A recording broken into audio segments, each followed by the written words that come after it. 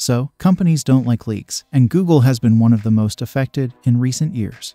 As a result, Google has launched pre-announcement of its next smartphones and other products in an effort to keep ahead of the leak curve. Yet, the war is still on that it consistently loses. 2 pictures of a Pixel 8 Pro prototype surfaced on Reddit today. The fact that they have now been removed, along with the account that submitted them, is usually a pretty solid sign that we are not dealing with fakes in this situation. According to these pictures, the Pixel 8 Pro is unquestionably a Pixel and unquestionably of the Pro sort due to its 3 back cameras. Whatever definition you want, the design is still the recognizable Pixel design with the camera visor or huge camera island going from one side to the other. As stated on the label, this is obviously a prototype and is for test and evaluation only. A codename for the Pixel 8 Pro, known as Husky, is displayed in the product revision box. This prototype contains 128 gigs of SK Hynix's UFS storage and 12 gigs of Samsung's LPDDR5 RAM.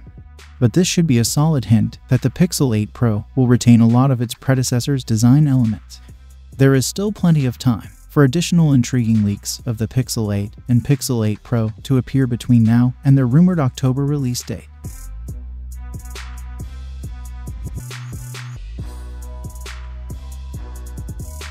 So, Android Authority claims that the battery capacity of the Pixel 8 and Pixel 8 Pro will see some slight improvements.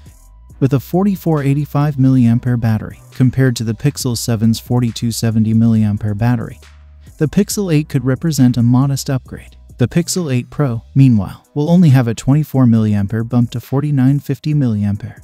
The 20-watt proprietary wireless charging is supported by the Pixel 8 and Pixel 8 Pro in terms of wireless charging.